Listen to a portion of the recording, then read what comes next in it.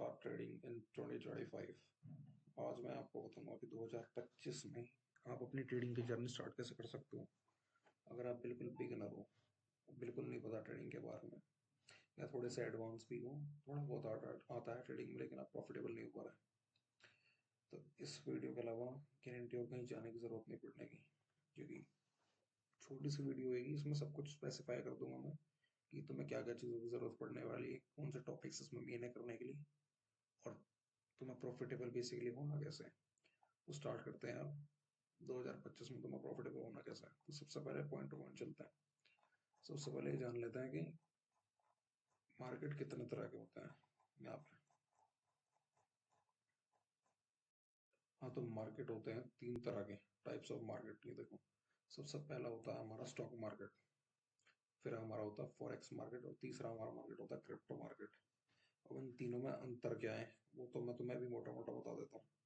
Stock market में तुम्हें नाम से पता चल रहा होगा, बेसिकली स्टॉक ट्रेड होते हैं इसमें कंपनीज के। उसके बारे में मुझे ज़्यादा बोलने की ज़रूरत नहीं है, इतना तुम सबको पता होगा।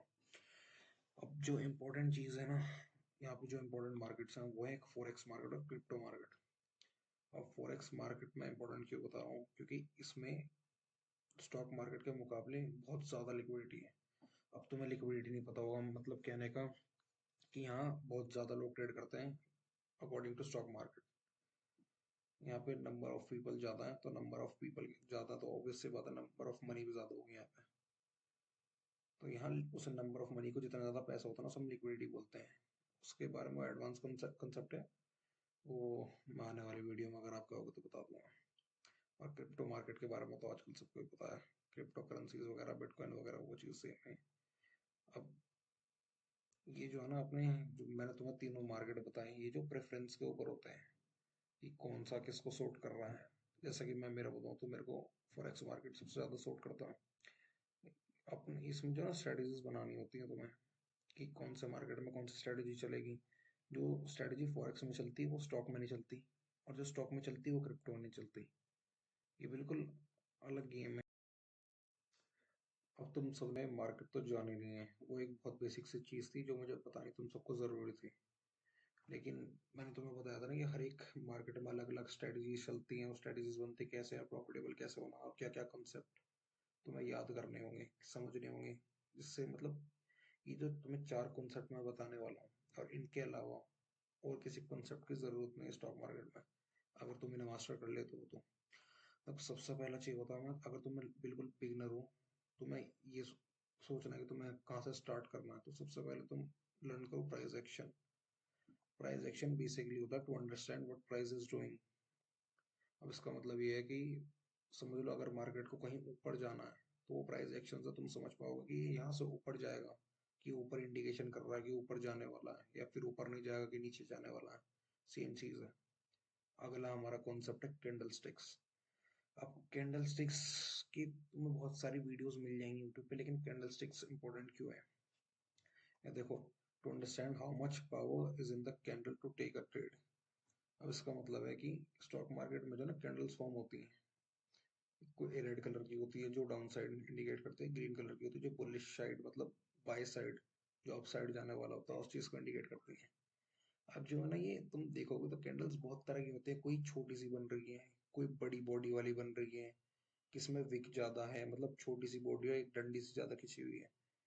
तो इन चीजों का भी अलग मतलब होता है। जिसमें ज्यादा बॉडी है, जो ज्यादा कवर कर रही है, वो ज्यादा स्ट्रॉन्ग है, उसे हम ऐसा भी कह सकते हैं कि यहाँ पे बायर या सेलर, जिस तक जोन से भी कलर की कैंडल है, वो ज्यादा इंटरेस्टेड है। तो तुम्हें समझनी बहुत जरूरी है, और इनसे बहुत सारे ट्रेड ली जाती है, जो छोटे टाइम फ्रेम पर बड़े टाइम फ्रेम पे ली जाती है। तो कैंडलस्टिक्स के बिना नहीं हो पाएगा, कैंडलस्टिक बहुत जरूरी है। और चौथी चीज जहाँ तुम्हें कैंडलस्टिक मदद करेंगी, जो तुम्हारा है मतलब जहाँ तुम ट्रेड अगर तुम कभी लो बाय और सेलिंग की, तो जो सबसे ज्यादा मेन जगह होती है ना, वो तो होती है सपोर्ट रेजिस्टेंस। सपोर्ट रेजिस्टेंस मतलब ऐसा होता है, मार्केट अगर बाय साइड जा रहा है, ऊपर की साइड जा रहा है मतलब, तो एक ऐसा ना ऐसा कोई पॉइंट आता है जो प्रीवियस हाई होता है, या प्रीवियस जहाँ से कहीं मार्केट ने सपोर्ट लिया हो या रेजिस्टेंस लिया हो, तो वो एक रेजिस्टेंस के तौर पर काम करता है। अगर मार्केट ऊपर जा रहा है, ऊपर से कहीं से रुक रहा है, वो मतलब रेजिस्ट कर रहा है एक पॉइंट को, उसे रेजिस्टेंस कहते हैं। मतलब वहां पे नंबर ऑफ सेलर्स ज्यादा है, इसलिए वो और ऊपर नहीं जा पा रहा। इसे हम रेजिस्टेंस सपोर्ट रेजिस्टेंस कहते हैं। और सपोर्ट उल्टा हो जाता है अगर मार्केट नीचे जा रहा है, लोअर लो फॉर्म कर रहा है, सेलिंग की साइड जा रहा है, तो वहाँ नंबर ऑफ बायर ज्यादा होता है किसी एक पॉइंट पे, जिस वजह से उस लेवल को तोड़ नहीं पाता, उसे हम सपोर्ट लेवल बोलते हैं। ये वो चीज़ है, to understand where the market wants to go, support and resistance इस चीज़ के लिए होता है। और ये है हमारा चौथा और सबसे ज़्यादा इम्पोर्टेंट पॉइंट, जो सबसे ज़्यादा मेन है ट्रेडिंग के अंदर, अगर तुम्हें प्रॉफिटेबल होना है तो उसका नाम है लिक्विडिटी। अब ये लिक्विडिटी मैंने तुम्हें अभी पहले ही बताया था कि जहाँ ज़्यादा लिक्विड हो, मतलब जहाँ ज़्यादा पैसा हो। अब ऐसा होता है ना स्टॉक मार्केट में, अगर कहीं मार्केट जाना चाह रहा है ना, तो वो सबको लेके नहीं जाता, सबको प्रॉफिट कराएगा, ऐसा पॉसिबल नहीं है स्टॉक मार्केट में सबको प्रॉफिट हो जाए।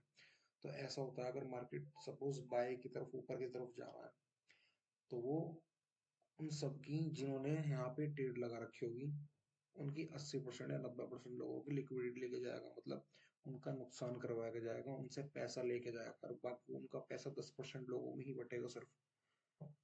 उसे हम कहते हैं लिक्विडिटी ग्रैब। अब लिक्विडिटी समझना जरूरी इसलिए है ताकि तुम्हें पता चल सके कि नंबर ऑफ बायर्स और सेलर्स अवेलेबल किस पॉइंट पे कितने हैं।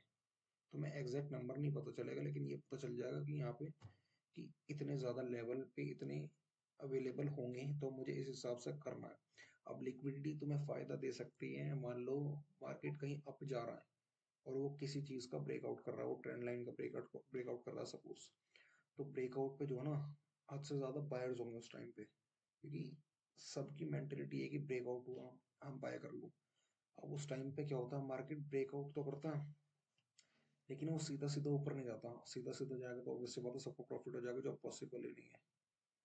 वो थोड़ा सा ऊपर जाता है, वो एकदम वापस नीचे आ जाता है, जहां से उसने ब्रेकआउट करा था ट्रेंड लाइन के वापस नीचे, सबका स्टॉप लॉस हंट करता है, उसके बाद वो ऊपर जाता है।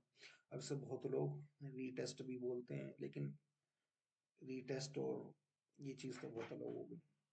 बहुत लोग प्रेफर करते हैं कि रीटेस्ट पर ट्रेड लें, लेकिन अगर तुम ये समझ गई कि लिक्विडिटी कहाँ पे है और उनकी लिक्विडिटी पहले ग्रैब होने दो, उसको ग्रैब होने के बाद हमें ट्रेड लेनी है, और हमारे पास यहाँ कैंडलस्टिक भी फॉर्म हो रही, तो मैंने बताया था अच्छी खासी, और तब तुम समझ जाओगे उस चीज़ के ऊपर है। बस इसके अलावा कुछ इंपॉर्टेंट नहीं है, अगर तुम ये सारे कॉन्सेप्ट समझ के मास्टर कर लो, trading is in your hand.